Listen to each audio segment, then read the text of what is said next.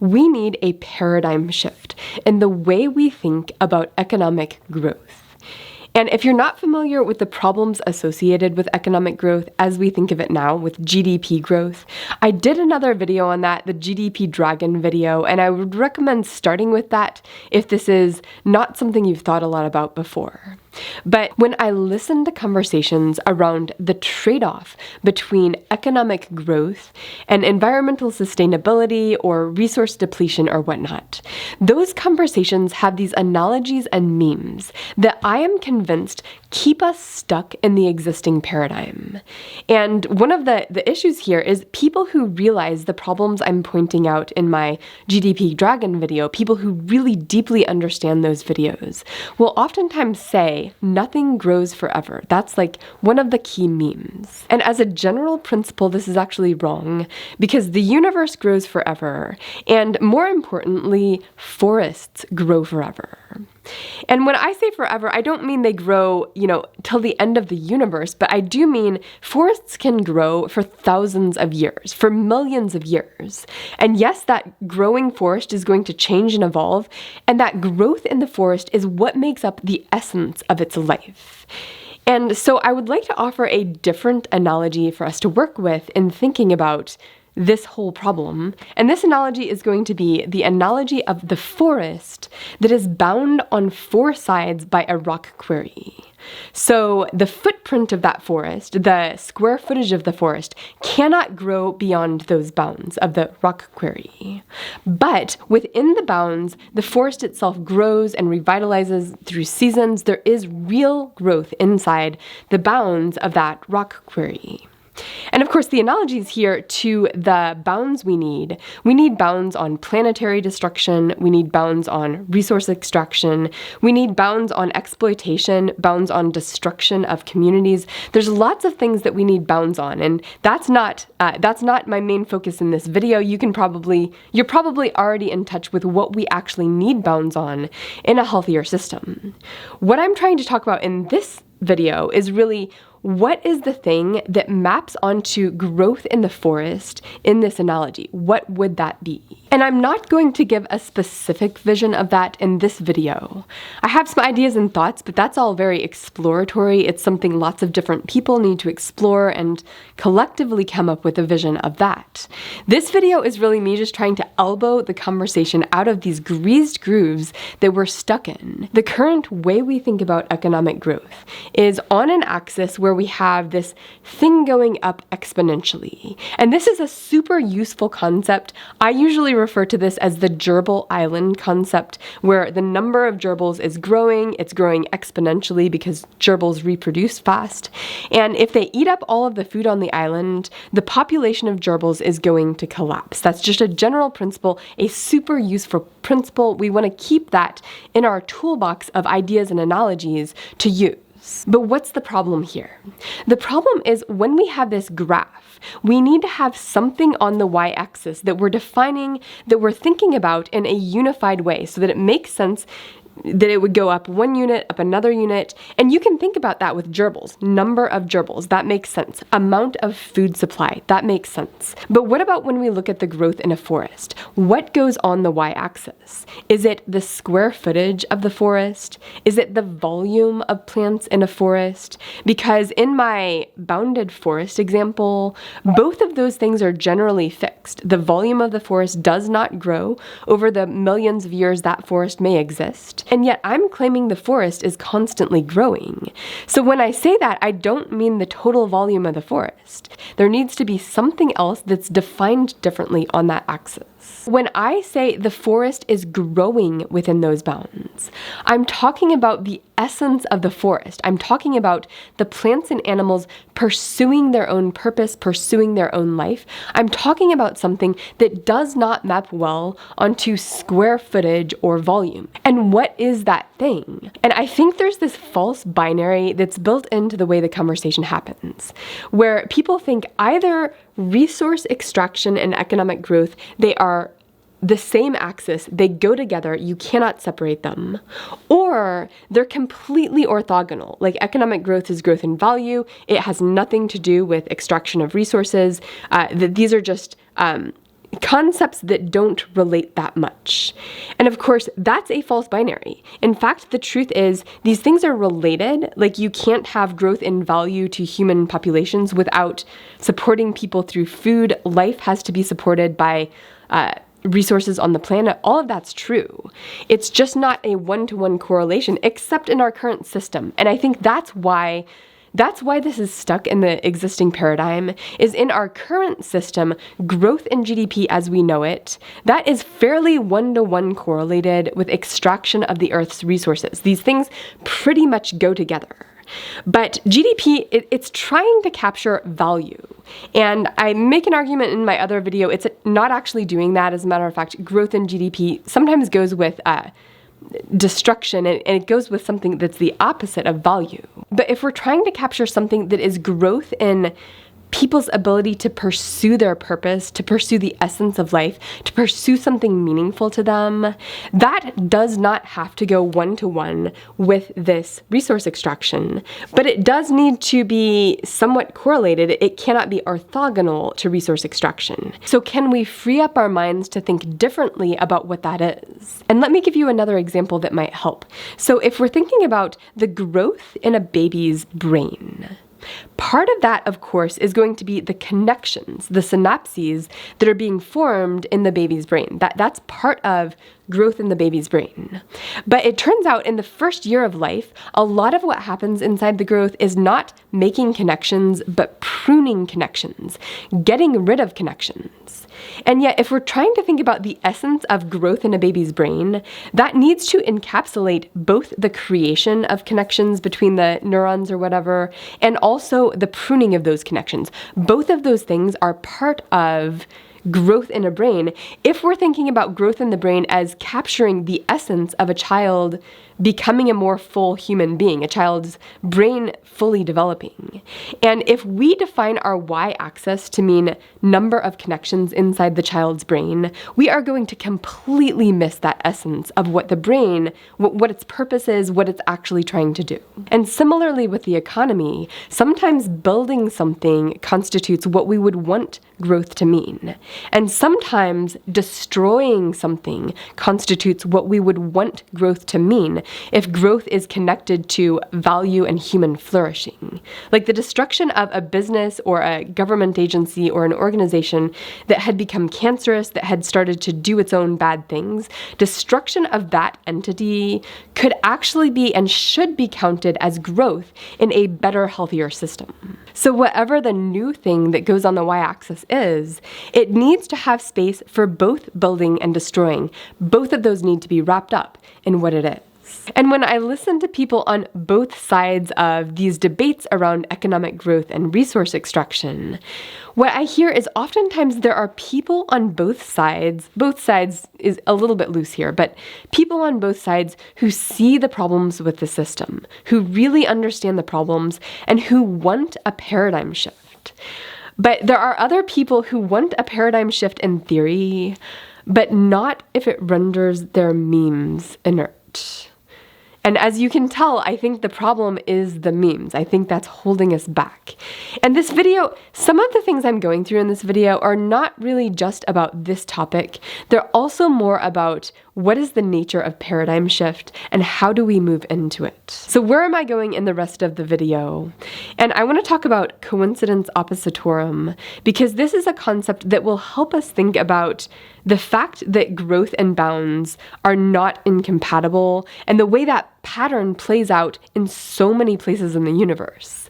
And then I want to talk about why it's not possible at present to have a word for this thing that is mapping onto the growth in the forest, that maps onto economic growth, but isn't economic growth in GDP as we know it. And then I want to talk about death in a forest, and the way death and life, death and growth go together. We'll start with coincidence oppositorum, which is actually a chapter in the second volume of this book, and this chapter kind of rocked my world, where the basic idea is that with the deepest truths out there, it's not just that that is true, it's that the opposite is also true, that this is a thing about the fabric of reality.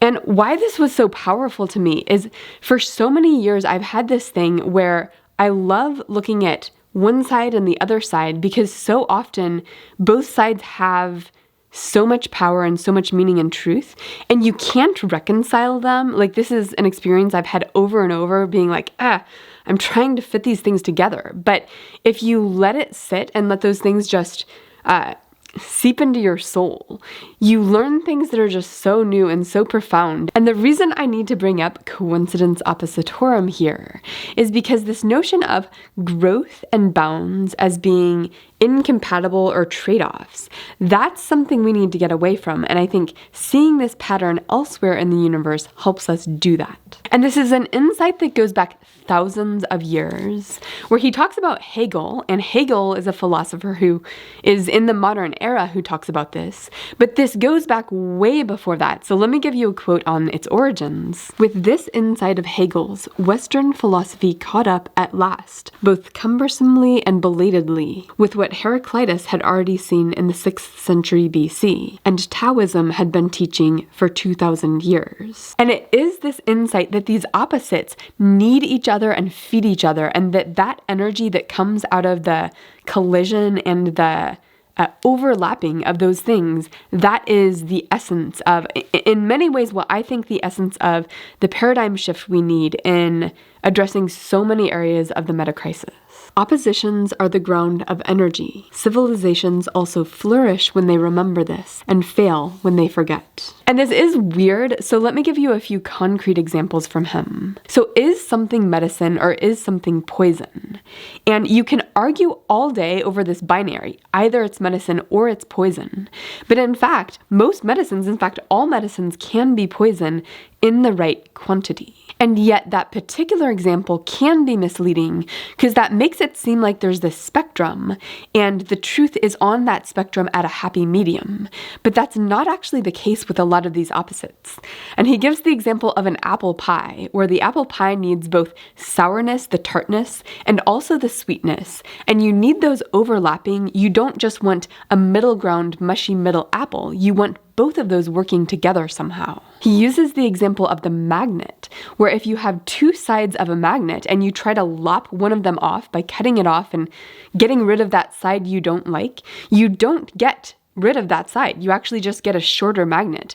That the poles of the magnet cannot be separated, and in fact, the energy that comes from the magnet goes along with the way these opposites work together, which is such a beautiful analogy.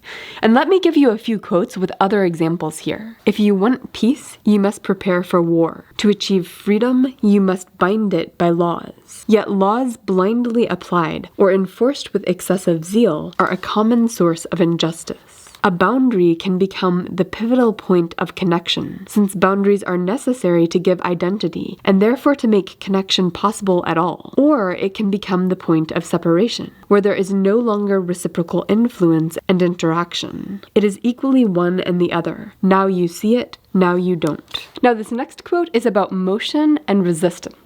So as I read it, think in particular about bounds and growth. Resistance can put the brakes on motion or cause motion. It can prevent or cause change. It presents us with an obstacle and thereby forces us to shift our point of view. It helps us shift the plane of focus so that we see something new. In itself, resistance is neither necessarily good nor necessarily bad, just necessary. So bringing this back to growth and bounds in an economic system or any kind of system.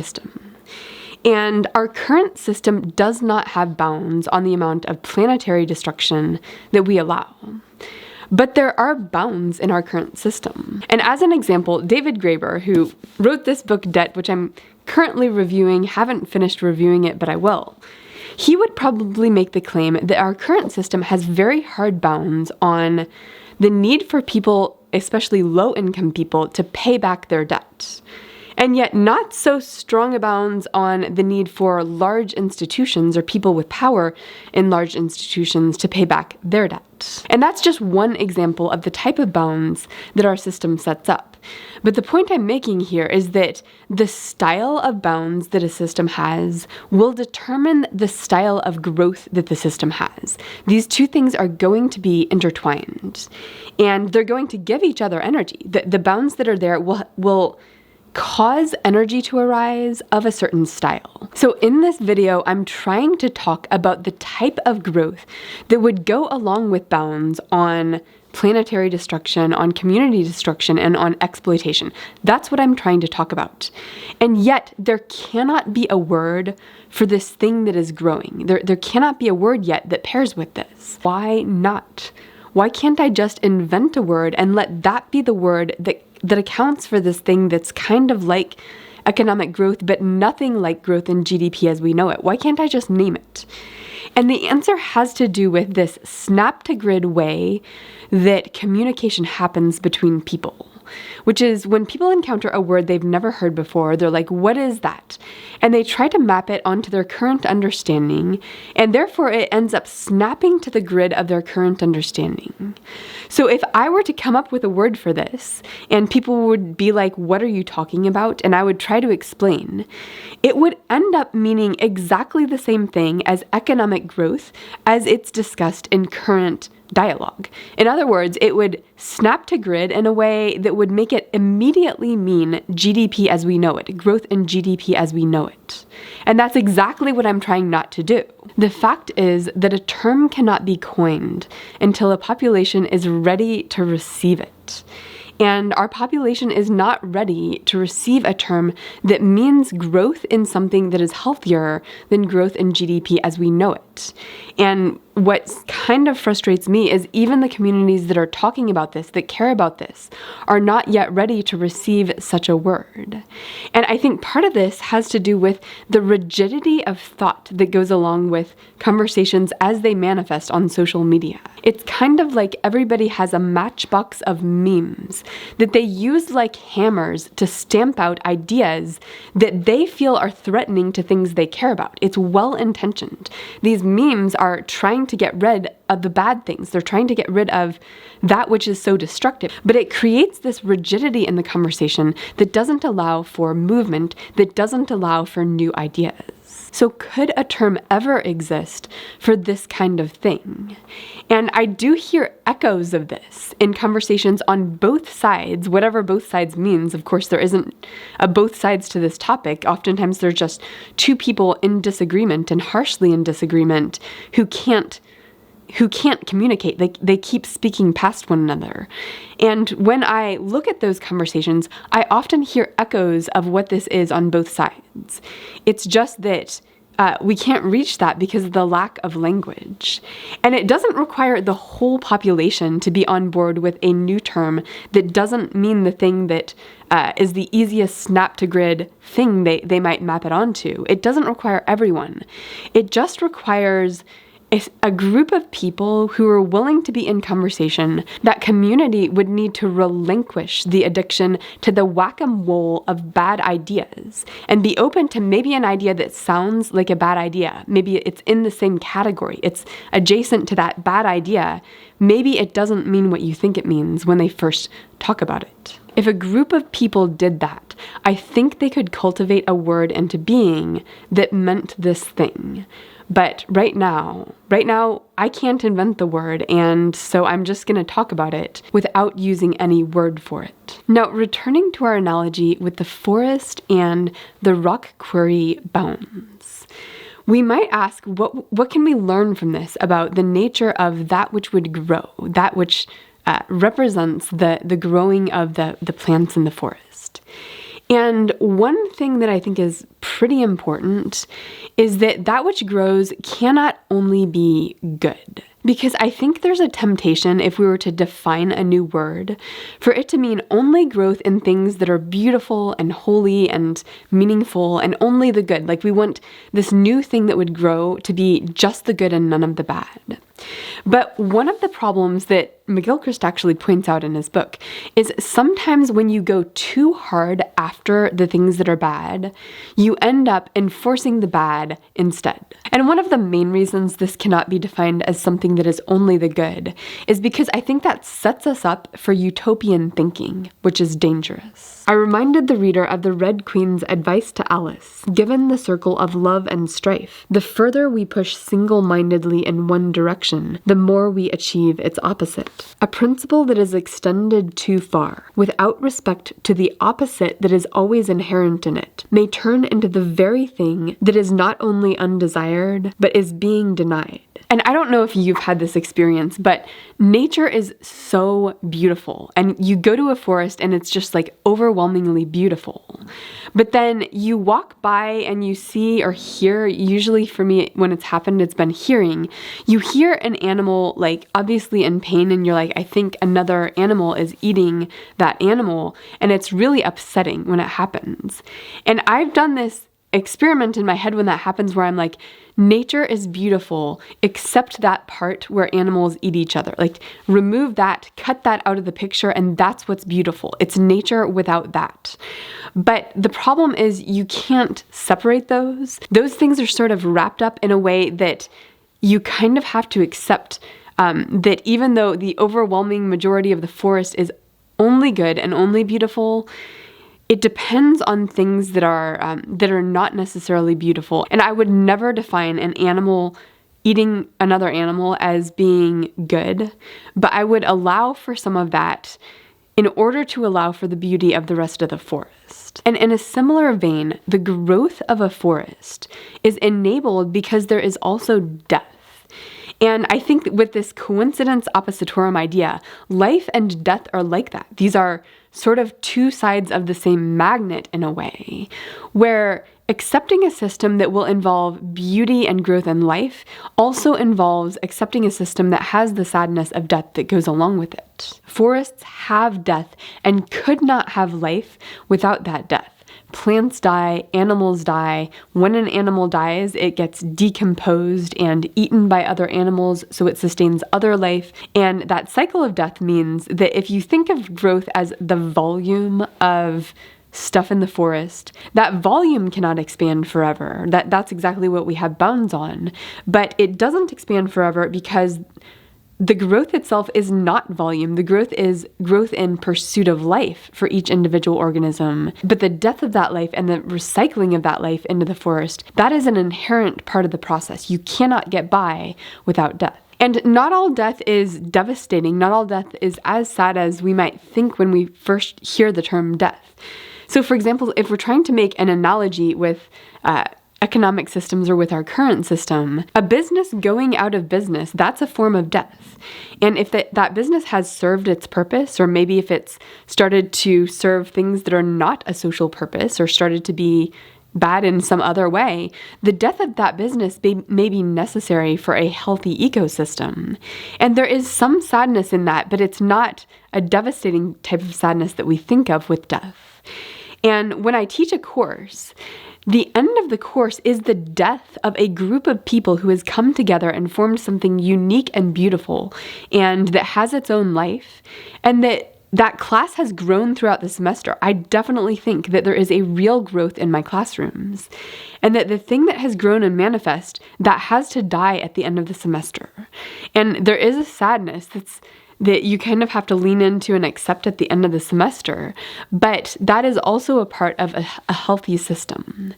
And if we look at why our current system is cancerous, I think the lack of death is actually one of the biggest factors that's going on. And what I mean here is a lot of times we don't have so much death of businesses, so much as the business getting acquired by a larger business that's sort of sucking the relationships and all of the work that, say, a small business owner put into starting that business. It gets sucked up into something at a higher, more corporate level. And the relationships and the realness of that small business owner's energy they put in, it gets subsumed. And one of the things that is telling for me is, where do our best students go? And in a system that was healthy, where would we want our brightest, most brilliant, most ethically sound students to go work when they graduate?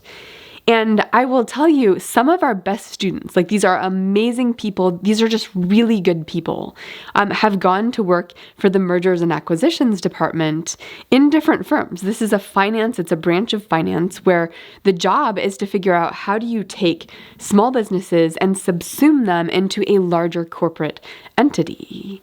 And the question is that where we want people going who are our best students in a healthy system. And if we're thinking about the type of death in an economic system that would support a different vision of growth in those systems, we have to recognize that death of an organization that is no longer serving its social purposes, that is no longer feeding a type of growth that is of value, that organization, that institution would need to die.